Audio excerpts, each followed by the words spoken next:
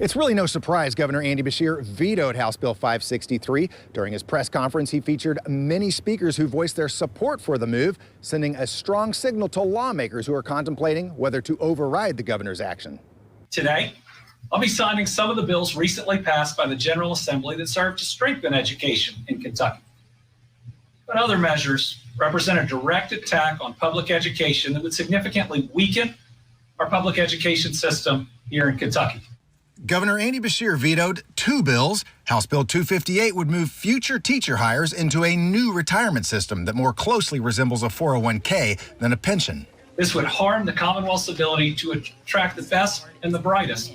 He also vetoed House Bill 563, which would create education spending accounts that would be funded by tax-deductible donations. Families could then in turn apply to access those funds and use them for private school tuition. Critics of the bill worry the tax deductions will siphon $25 million per year from the state. This money is desperately needed by our public schools to pay for things the legislature has not, like funding for full-day kindergarten, fully funded transportation, textbooks, after-school programs, or early childhood education. The president of EdChoice Kentucky tweeted about Governor Beshear's veto, saying, in part, by doing so, he chose to listen to special interests like the KEA over the voice of Kentucky parents who are begging for help.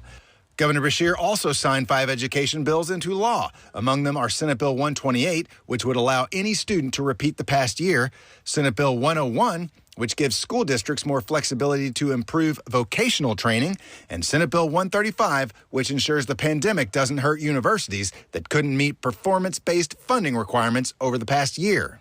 Lawmakers return to Frankfort on Monday and Tuesday for their final 2 days. Mark Vanderhoff, WLKY News.